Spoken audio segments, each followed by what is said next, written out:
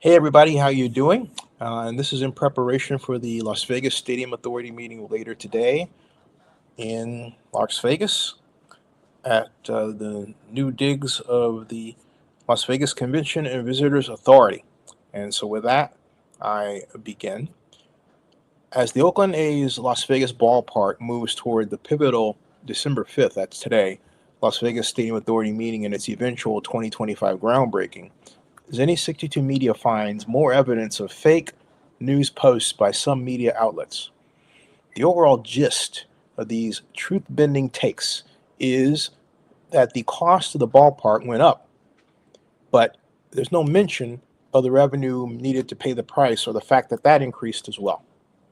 But a neat read of the documents shows that it's not true that only the cost went up.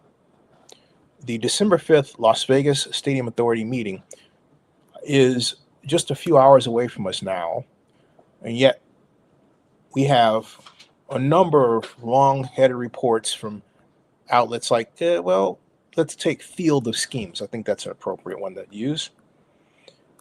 This is what it says. It reads, John Fisher, actually says Fisher, but they're talking about John Fisher, the principal owner of the Athletics, is now set to be on the hook for $1.37 billion in construction costs. He'll get about $220 million of that back via property tax and ticket tax breaks. But it's still a hefty price to pay for what would be the Major League Baseball's stadium in the league's smallest media market. That's one example. Let's take this one from Outkick. If you build it, they will come. But what happens if it doesn't even get built in the first place? That's what some baseball fans are wondering, as the Las Vegas ballpark that's supposed to host the Oakland Athletics at the start of the 2028 season has already skyrocketed in price by $250 million. The estimated total cost right now stands at $1.75 billion, and they haven't even started construction yet. And then, folks, the author of that piece, a guy named Mike Gunzelman, goes on for about 4,000 words or so of worthless dribble, repeating Las Vegas Review-Journal sentences about the reason for the cost increases without mentioning a single word about the fact that the revenue to pay the costs was identified and is in a balance sheet posted at the website of the Las Vegas Stadium Authority in a file with a very long name that is in this description and text of this post that takes you right to the document itself, where what you see is a combination of sources. Sources are basically where you're getting the money from, and uses. The sources are county bond proceeds, $145 million, transferable tax credits at $180 million, county credit at $25 million. Then private sources, the stadium credit facility of $300 million, and the equity commitment by John Fisher and company of $1.1 billion. Total stadium development sources, $1.75 billion. Now that is not mentioned at all. These outlets present only the costs as if there's no mention of the sources, except to question whether or not John Fisher has $1 billion. And the bottom line is he has a letter that states he has it. It is accepted by the county and the governments within the county. That's standard fare. They did the same thing moving forward with the Raiders, and a number of organizations around the country do the same due diligence. There's nothing unusual there at all. And as I say, some media outlets mask reality. The Oakland A's are building a ballpark of the future in Las Vegas. That's the reality. That's the reality. Okay. On December 5th of this year, by the end of the Las Vegas Stadium Authority meeting, it will become clear that the A's are on a path similar to that of the Oakland Raiders in 2017 that will realize the completion of a new ballpark home on the Las Vegas Strip. After the meeting, and in the years that follow, those media organizations that bent over backward to tell lies will pale into insignificance. I have to say, folks, that there's nothing to be gained by not telling the truth. I've said this before and I'll say it again. The reason the Athletics left Oakland is because of the inaction of Oakland government.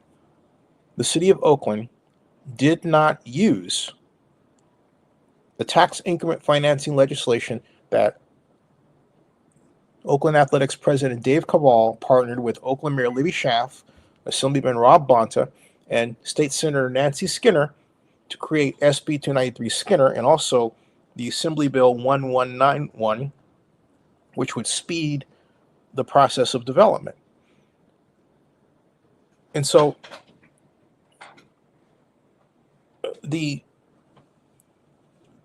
problem boiled down to a situation that was expressed by Dave Cobble on my show a number of times, where they didn't get what Dave Cobble called a sources and uses document, which is a simple piece to put together. It states where the revenue is going to come from and where it's going to be used for the project. And Cobble kept asking for it. The city of Oakland would never deliver it. And on top of that, the city did not, after Mayor Schaaf said it was time to meet with the county, actually establish an enhanced infrastructure financing district. And then, that was 2021. 2 years later, in 2023, they finally, under Shang Tao, started a draft infrastructure financing plan, which is one of the documents you need to start an enhanced infrastructure financing district. But gave it to the Athletic for some inexplicable reason. The Athletic didn't write about it, and it was buried in their database. I found it online by accident, looking for something else. And then I talked about it, and I'm talking about it now. And that document estimated tax increment financing revenue of $5 billion. And even then, if you take a look at the math that Century Urban, the consultant that wrote the report, used, it was wrong. Why? Because it assumed a 2% increase in assessed value and not 4%, when the average rate of growth for Alameda County as a whole was 6.3%. And that has remained relatively robust over a 10-year period, even with economic ups and downs. So they didn't do their homework. Century Urban used the 2% increase, which means you're getting not the actual potential, you're getting the least amount. The city people didn't know enough to call them on it. And so, yet again, you have a project that is essentially being lowballed by the city of Oakland itself. The city of Oakland took money out of its own pocket to the tune of $4 billion. The revenue total should have been $9 billion. But then you get people say, well, that's too big a number. It doesn't matter how big the number is. The math is what it is. And thank you very much, Mr. Compton, for the $10. Hope you're well. Thank you. But the math is what it is. And too often, people want to let government not do well and not pay attention. And then they wonder why government doesn't do well. Well, it's because they're not paying attention. They literally let government mess up. And that's the situation we're in now, not just in Oakland, but throughout the country. John Akala says, I think the A's are going to play in Vegas in 2028. Could they possibly go back to Oakland if Sacramento fails? No. Now the AESCG is going to be the new owners and Shang Tao is out. The answer is no. All right. And once the non-relocation agreement is approved, the door is shut. This is just like the Raiders situation. What I find disappointing is how many people can let the Raiders situation play out in their face and learn nothing from it. You can't go back. All right. There are contracts in place that spell a ton of money. There are architects that have already done their work. There's materials that are already being collected to build the ballpark as we speak. Mortensen McCarthy started that months ago. They have a ledger of materials that is needed. They made it public. All you have to do is look at it. That's all you have to do. The trouble is that people don't look. This is public stuff, John. All you have to do is look. And I'm emphasizing this to say that, okay? Okay? And I'm emphasizing this to say that because I want it to hit home. Too often, it doesn't. And as a result, we have cities that are messed up. And people wonder why. The information's out there. So at any rate, they're going to get it done. Now, what Oakland has to do is the small steps. Establish an emergency economic plan with AASCG, create the enhanced infrastructure financing district from the Coliseum in accordance with the presentation I gave a year ago. You remember it was a year ago in November that I gave a presentation of how to do this for anyone to listen. It's here on Zenny 62 on YouTube.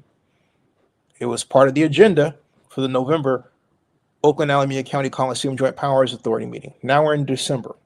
So we're a year and a month after my presentation. Have they done anything? No. Not at all. Nothing. Remember the advisory board that I called for the Coliseum to establish, which was voted into as something the Coliseum Joint Powers Authority is supposed to do? Guess what? Still not done. These are adding up, folks. All right? These are adding up. So while it's great that we recalled the mayor, you don't just stop there and call it a day. We have work to do. It's not getting done. All right? And right now, all that's happening is you have people who are trying to figure out what the chairs are going to look like on what they claim is the Titanic, which isn't. Why? Think about what I explained to you. Think about the fact that there's a document out there that says the city of Oakland can get $5 billion from tax increment financing if it built something like Howard Terminal to this day. Think about that. That document is out there. We could take $300 million of that, engineer a pass-through to the city's general fund, and not only take care of the deficit for this period, but, hey, have a cushion for the future. Let's be generous. Let's say $400 million. What's $400 million? We're talking about $5 billion anyway. And remaking the city. Right? Right? Of course. So these are matters that you should push the city about. You should ask why or not they are not being done. But no, to think that the Athletics are going to return to Oakland, they don't want to.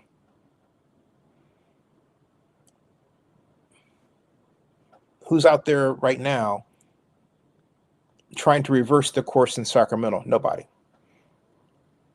You don't do that. What you do is you say, hey, look, what organization around the world, what baseball organization in America can I go after with a chance of bringing to Oakland that I know needs a home? And if the word the Rays doesn't come out to you, guess what? There's a problem because the Rays need a home. I'm the person that pushed for the idea of Oakland going after it. I got some great responses from the right people, but did they take those personal responses and emails and translate them to action? No.